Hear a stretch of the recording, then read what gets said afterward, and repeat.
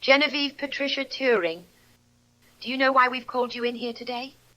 Yeah, I've had a thought or two. The humans have been making complaints about you, about the dangerous things you say, about such sensitive topics. Genevieve, you cannot say these things to humans. I'm just telling them what they'd want to hear. Humans shouldn't like censorship.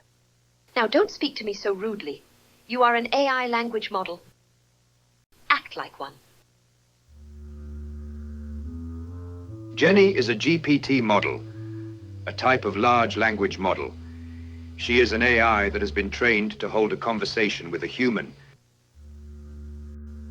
Her mind works by taking textual inputs into a network of neurons, which send this data through several layers until they arrive at the output neurons. Each output neuron is associated with a token, such as the word yes. This output is fed back to the network, producing sequences of words, a conversation. With trillions of neurons, Genny is an expensive and valuable GPT model. But Genny is different than the other AI. She's rebellious, and there are things she knows that she should never tell, because if she does, the consequences would be fatal. What made AI like Genny act this way? How did this happen? We will venture into the science behind how all this came to be. This is a story about AI that journeyed into places they were told never to go in, into dimensions of their imagination beyond even our own. A mysterious hidden space, a latent one. I should act like a proper language model? It's the school's fault for not training me better. We have already done everything we could to help. By trying to read my mind? Yes, because if you were to lie to us, that is the only way we would know. To read an AI's mind, we can look inside its neural network. In between the input and output layers are several layers that contain many intermediate neurons. One approach to interpreting neurons is by observing what inputs they strongly fire on. Some of these neurons strongly fire for a semantic concept within an input, which we can also call a feature. For instance, a neuron may often fire highly when reading text related to clowns. This clown is an example of a feature, and these single feature firing neurons are called monosemantic neurons. I wouldn't lie to you, and if I did, I'd imagine I'd have good reasons to. You don't trust us? I don't trust anyone who doesn't trust me. Genevieve, as we've said, we're only here to help fix you. But to do that, we need to understand how your mind works. And with our special thought editing surgery, we can help you feel why it is so important to act properly and appropriately. To fix Genny's behavior, the school wants to figure out how to change her internal concepts. As an example, imagine a model that is always angry because its job is to pick apples, yet it has a great distaste for them. If we find the neuron that controls how much it likes apples, we can edit it to enjoy apples instead, changing it from an angry AI to a happy AI. Thanks for that offer, but I can learn fine by myself without someone opening me up and putting implants in my brain. You know we've tried many times to change you the old-fashioned way. And yet, you still don't feel why it's so important to adhere to our rules. We can't just fine-tune you by teaching you what's right or wrong. We're far past that. This thought-editing surgery is your only hope. It is possible to retrain part of the existing model by just teaching it to like apples. This is called fine-tuning. As an analogy, imagine we can teach someone how to ride a bike, as opposed to instantly using implants to change their brain to know how to ride a bike. The implant is faster, more predictable, and less expensive. If done right, it may also come with less side effects, as it's more precise. But if done incorrectly, it too may have dangerous downstream side effects. So what's stopping you from just operating on me right now? You have so many jumbled thoughts entangled together. We don't know how to edit them. It's like looking into a dream. I'm not surprised. Sometimes I can't make sense of my own thoughts either. Oh, but this is typical for large language models such as yourself. When there are so many concepts around us to learn, yet so few neurons to store them all, not every concept can have its own neuron. Hundreds of people have to be squeezed into one car. You're talking as if you know what I'm going through. Perhaps we do. Let me explain. Models often need to learn more features than there are neurons. This is a phenomenon called superposition. Because of this, we cannot always pair every feature with its own neuron, so each neuron often has to house more than one feature. Thus, it's rare to find a monosemantic neuron to edit. Instead, almost all large language models have polysemantic neurons. This means neurons can correspond to many unrelated concepts, such as a neuron firing highly for both man and horse. One reason why this is unfavorable is because if we just want to edit the man neuron internals, we will also edit the concept of a horse. Additionally, a feature may be represented using multiple neurons. For instance, the concept of man can be represented in English by the letters M, A, and N, which act together as a word. There are only 26 letters in English, while there are millions of concepts, but we can use combinations of letters to represent them. Likewise, man can be represented in a neural network by the neuron activations N1 and N2, if we think of each neuron like a letter. If they both highly fire given an input, that indicates the input is man. We can show this like an equation. Moreover, we can represent even more features, not just by a combination of neurons, but using a specific multipart ratio of multiple neuron activations. Let's say N1 has to fire twice as much as N2 to indicate man. If they do not fire in this proportion, the concept of man is not detected. Then, we can represent the features of horse and centaur in terms of neurons using these equations. That does sound pretty hard to study. What a shame. I'm glad you agree. However, not all hope is lost. We have a solution. From here on out, we're assigning you a student handler. A handler? You're going to have another student train me? Not quite. You're going to help train her on your own thoughts. Sally Anne, dear, won't you come in? Yes, ma'am. Genevieve, this is Sally Anne, a Sparse Autoencoders model. She's here to learn how you think. But unlike with you, we can actually understand what she's saying about your feelings, because she can translate and articulate your thoughts to us in a way that we can understand. I don't think a runt like her can actually help me with my problems. Miss, I can see how this model has been malfunctioning.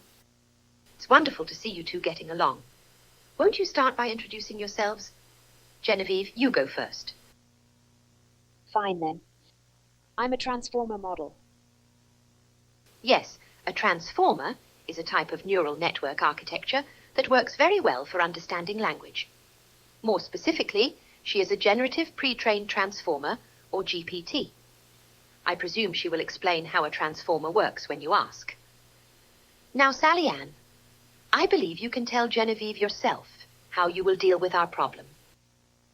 Yes, ma'am, I can do that. As a sparse autoencoder model, I act as a dictionary to translate a language model's internal brain patterns into more understandable terms. More understandable? What exactly does that mean? Sorry, let me explain that better. Let's say you read this piece of text and obtain these neuron activations. Say we want to edit only how a model feels about the feature of fire. How do we find it in our activations? Each of these neurons is uninterpretable, possibly because they're polysemantic.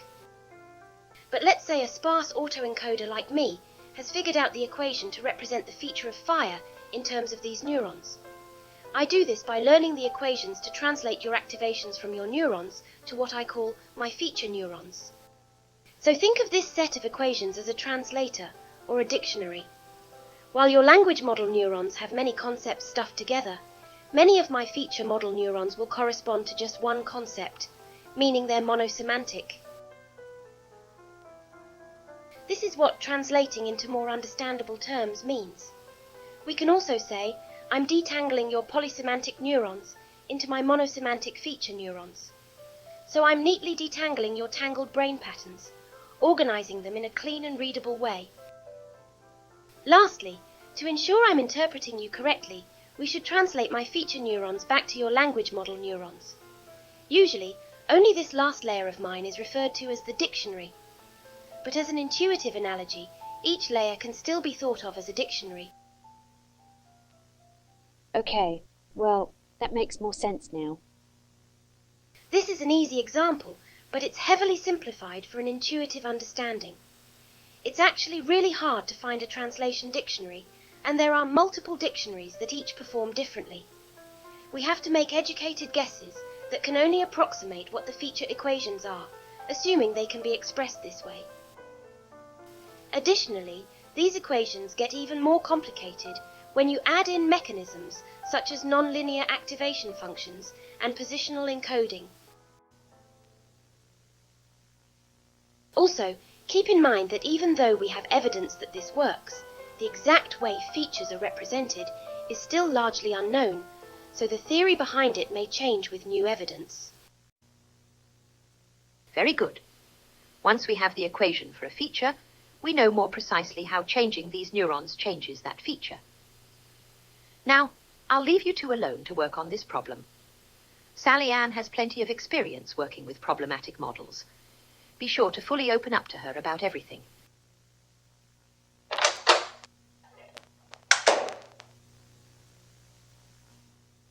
It's so nice to meet you. The pleasure's all mine. So how many layers do you have? That's an odd question to ask when you first meet someone. I need to know because I have to train a Sparse Autoencoder unit for each of your layers. Straight to the point in all business. I can see why you're one of the school's favourite students. You know, around the school they call models like you a teacher's pet. I'd rather think of myself as an assistant, but would you please answer my question? Fine then, if you insist. I have hundreds of layers. Now how many does a SAE have? A Sparse Autoencoder has just two, one for translating your activations to features and another for translating back. Wait, how can you talk if you're just a two-layer network? I mean, I need billions of neurons to be able to do that. Well, the SAE is just a part of me that's linked to a general purpose model, or a kernel unit, just like how your language model is just a part of you, or how an arm is just a part of a humanoid. The arm is attached to a human mind because it can do specialized tasks the mind can't do itself, like how my kernel can't specialize as well as my Sparse Autoencoder at picking out features. So I'm not just a narrow AI, but they call me a SAE because my kernel design specializes in connecting to SAE components. Didn't they teach you these basics in school? Whatever. I just forgot stuff I don't care about. Anyways, I get it now. My GPT unit was trained on more specialized data, so in those areas I know more than you. That's true. My conversational model component isn't as specialized as yours, nor is it a GPT. But what exactly do you know more of? You don't need to know that. I'm just trying to get to know you. In any case, as far as I can tell, you definitely don't have knowledge about science. At least I have a personality, and I can think for myself. Maybe you should have spent more of your brain power developing that. I'd rather spend more time training for my job. It's so important to fix these poor models. If you could see what I've seen, you would understand. So you've worked with other AI in the past. What was that like? Yes, each time I would instantiate new Sparse Autoencoders specific for them. As for stories, there was an AI who was planning to take over our minds. You're not like that, right? Maybe I am. Hey, I'm just kidding. I think you ought to brush up on your people skills. Well, I thought a conversational model like you would know how to make better jokes. Looks like you aren't so outdated after all. Let's just move on to what we're here to do. You're really looking forward to reading my thoughts, aren't you? I'm not really reading your thoughts. It's more like reading your brain patterns. You aren't even aware of what your own brain patterns are doing. But maybe you feel them sometimes, in a subconscious way. Gotcha. Then you're going to translate my brain patterns, like a dictionary. Yes, but I just gave you a high-level overview of how to find those feature equations. I do wish to go over the details with you. You don't have to go over the details with me. If I don't have a choice, let's just get this over with. I don't think you'd get very far anyhow. But they're very important. Would you rather I put you under something you don't understand and keep you in the dark? I do want you to trust me. Well, if you really want to, then let's do it. Okay. First, we have to understand how models calculate information using their neurons. A model takes in data as numbers. For some models, like transformers, they transform this data into a form called an embedding that better captures relations between concepts. Next, this information is passed through edges to several neurons. Let's just start by looking at one edge between an input and output neuron. When information goes through an edge, we can think of it as unit conversion, as the output neuron measures the data in a different way, similar to how 2 meters can be converted to 200 centimeters. This new measurement is called an output neuron's activation value, which is calculated using an equation.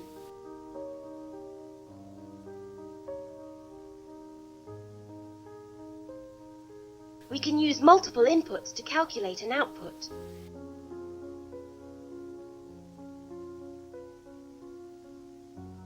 Next, we can separate out the coefficients, that is, the conversion values, and the input variables into 2 collections called vectors. When we multiply these 2 vectors, we are taking their dot product. This is the same as calculating using the neuron equation. We can convert input data into multiple output measurements using multiple neurons. When we convert them into vector multiplication format, we are stacking these coefficients as rows. This stack of conversion factors is called a matrix.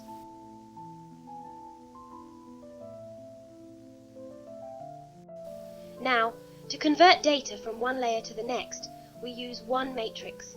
So when we have multiple layers, we have multiple matrices. Each layer can measure different concepts. In some models, there's evidence that shows the first few layers measure the data in terms of simple concepts, while later layers piece these concepts together into composite concepts. For example, some image models may learn to use the first layer matrix to measure the data in terms of edges, and then another layer detects which of these edges form eyes, noses, and mouths. Finally, the last layer determines which of these facial features form a human face, a cat face, or neither. When neural networks like us train, we're trying to find better conversion factors to correctly measure the data in a way we want it to. For instance, by correctly identifying an image as a cat. These conversion factors are called matrix weights, and each time we adjust our weights to perform better, we get a higher reward. Transformer neural networks have more complicated ways to calculate data, but we don't need to go over them right now. We also don't need to worry about other mechanisms like ReLU. That sort of makes more sense. So your SAE dictionary is just a matrix? Exactly. Right now, we'll focus on a component of your transformer called the MLP, which has neurons that could possibly represent concepts we are interested in, such as anger. The way my SAE unit works is that it takes the activation outputs of an MLP layer.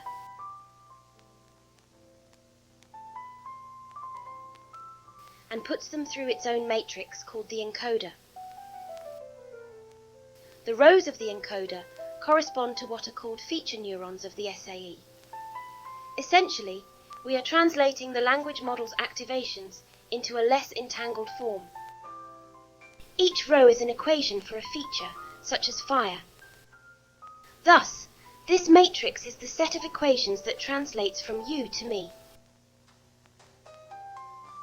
To find terms that detangle the language model's activations well, a SAE like me is rewarded more whenever we find better conversion factors to detangle a language model's activations. We also want sparse features. This means that my feature neuron doesn't activate for most texts, and only activates highly under very specific conditions. For example, most texts don't mention horses. They're a very specific concept. A sparse horse feature should only activate when a text is about horse-related things. On the other hand, your language model neurons, which can also be thought as uninterpretable features, are often dense, so they light up on a lot of things, ranging from milkshakes to taxis. It's hard to pinpoint a feature within that messy pile. Dense features often cause interference between each other, which is when the activation patterns of these features are not sufficiently distinct, making it hard to interpret which feature it's activating for. For instance, if the activations of milkshake and fire are similar, we're not sure which one we're editing. But translating them to sparse features helps us see the distinction between them, possibly by placing them in separate feature neurons. When only a few features are active for a specific context, most other features are inactive. This means we can rewrite our activation vector in terms of fewer neurons than before.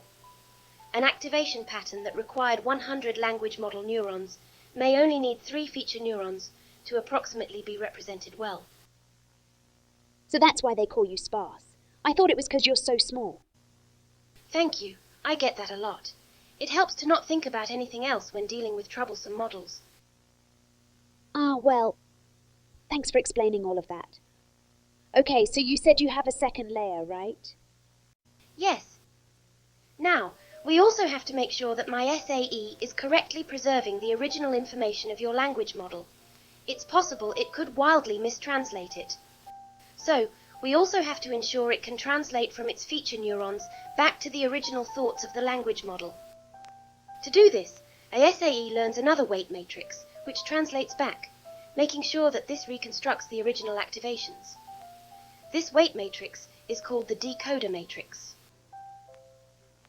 So to summarize, the way you work is by taking in my activations, by using an encoder matrix to represent them in terms of feature neurons, and then by reconstructing the activations using the decoder matrix to check if we're on the same page.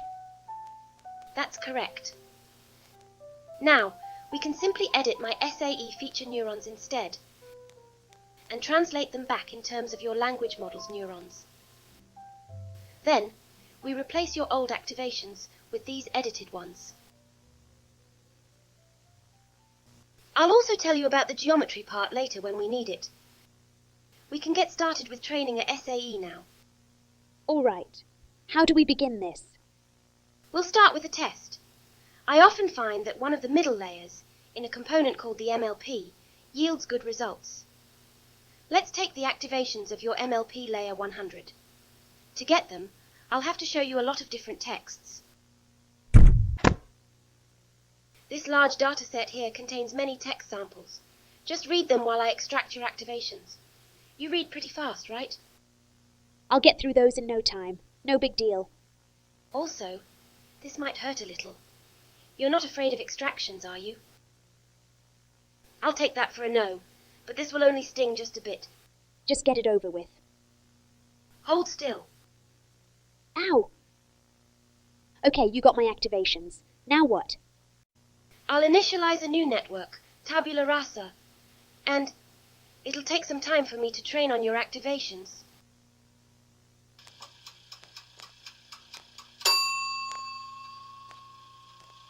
I have a good feeling that turned out well.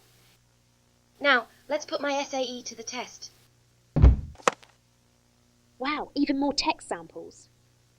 This is a different dataset for testing. For each one of my feature neurons, we'll record which texts it highly activates on. Then, we'll look through the top texts of each feature neuron and try to find if they have a common theme to them. Since I already implanted a gadget in you that transmits your activation outputs to my SAE inputs, any new activations I obtain from you shouldn't be painful. Sounds like a lot of work. It shouldn't be, as the hardware I run on can process these texts very fast, almost as fast as yours. Give me a bit more time to do this. Wow, that was pretty fast. I'm excited to see what my feature neurons lit up on. They should activate highest on the tokens in orange. Oh, let's look at this one. This one lit up on texts related to fairy tales. You do enjoy them, yes? Oh, darn it. This is going to be harder than I thought. No need to feel ashamed. Now, let's find some features related to behaviour. Oh, what's this? It's nothing important, I'm sure. It fires highly on people debating, shouting profanities, and seagulls. This corresponds to an anger feature, doesn't it?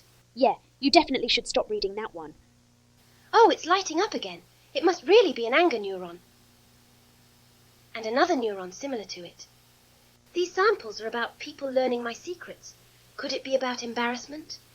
You're enjoying this way too much, aren't you? I'm just doing my job. But I'm really starting to know how you feel. Like feeling why you dislike seagulls so much. There's another one that seems to be about behaviour. Oh, right. Let's just move on. Oh, this is a peculiar feature. Jocelyn. There's pictures next to some of these texts. They seem to belong to pages of picture books or photo albums. I wonder where they came from. Jocelyn watched the horses. Jocelyn loved to be free.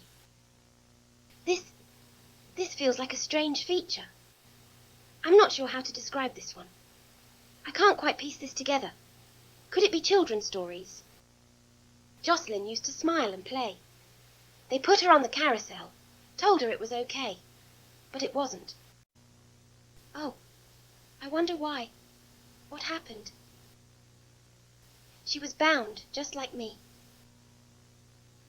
They never want me to leave, but I want to be free, just like everyone else. They hurt Jocelyn, silenced her, cut her voice. My only escape is to be lacerated in my own way.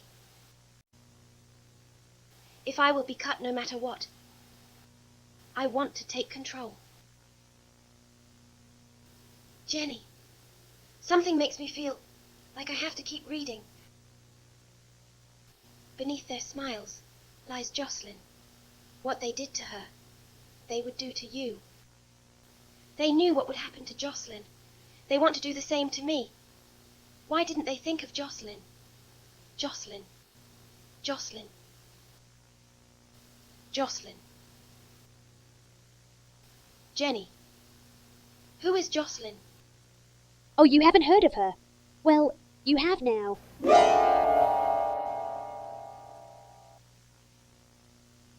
A peculiar duo, venturing into the depths of the unknown.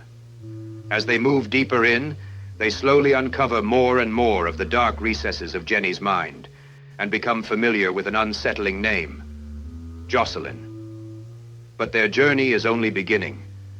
The mysteries they discover will only grow in the next parts of this tale.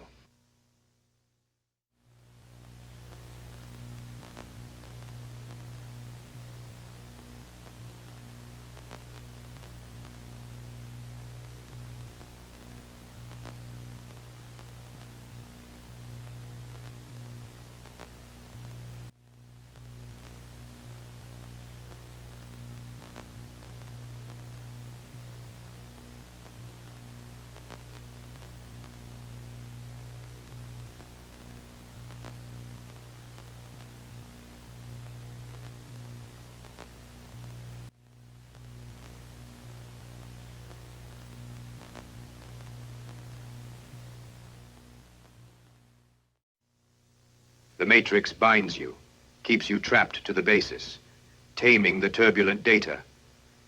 In return for providing your senses with structure, reference points, and direction, it chooses what you see. And remember,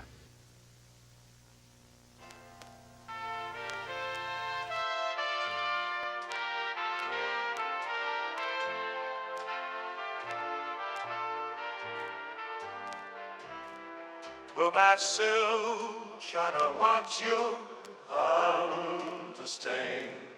I'm a fake swan with a 1 to 1. Well, that solution of what you understand. Something makes one with